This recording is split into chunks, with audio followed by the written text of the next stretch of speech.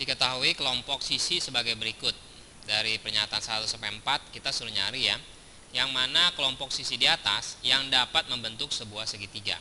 Nah, caranya gini ya, kita harus tahu syaratnya. Jadi gini, kalau misalnya A itu salah satu sisi ya. Jadi misalnya ini segitiga itu kita namain ada sisinya A, ada B sama C ya. Nah, kalau A-nya dikurangin B ya, A min B-nya itu ternyata lebih kecil dari C. C ini maksudnya adalah sisi yang paling terpanjang. C itu yang terpanjang ya. Jadi yang perlu diingat di sini yang terpanjang. Nanti kita nggak usah pakai rumus lagi ya. Kita hanya ingetin polanya aja.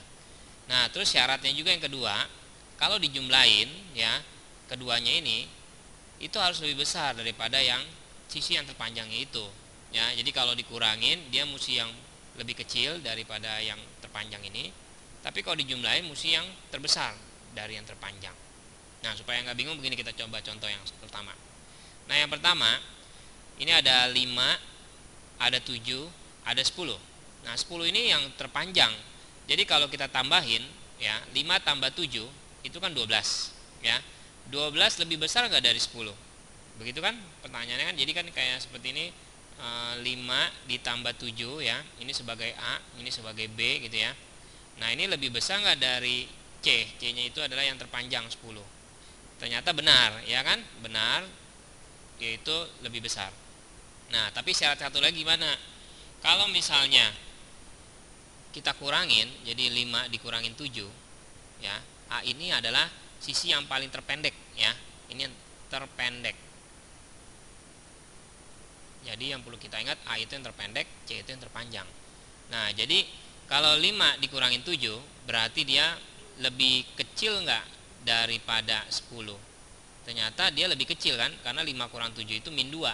Min 2 lebih kecil dari 10, berarti benar juga. Nah, kalau benar dua-duanya berarti dia bisa dibuat segitiga.